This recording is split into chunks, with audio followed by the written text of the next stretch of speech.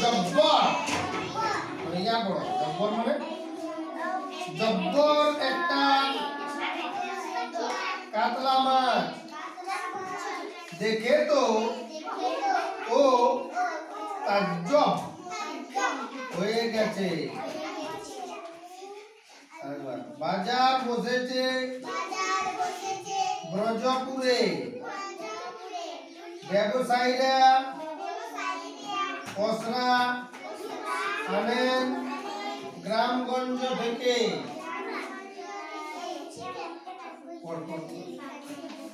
এখানে সবই সহজ লভ্য, লভ হয়ে বলা ভ্রমণ, এই যে ভয়ের ফলা পড়ে ভয়ের মতো পুরা ভ নাই আর ভ আছে, হ্যাঁ ভ লিখতে যে এরকম ফলা দিবি। ভ্রমণ এসেছে বাবার সঙ্গে, আদি লোকজনের বইটা নিয়ে হাঁক ডাকের শব্দে বাজার মশগুল, মাছের দোকানে বিকোচ্ছে। জব্বর একটা কাতলা মাছ দেখে তো ও তাজ্জব হয়ে গেছে। এবার দেখ বাজার বসেছে কোথায়? ব্রজপুরে। কোথায়? বাজার কি হয় না ব্যবসায়ী যারা হয় মানে যারা দোকানদার তাদের কি বলে ব্যবসায়ী, যারা দোকানদার তাদের কি বলে ব্যবসায়ীরা পসরা আনে। কি আনে? দীর্ঘই দীর্ঘই তোরা খালি লোক কি করে রে দমে তলটা ফেলে দিয়েছে।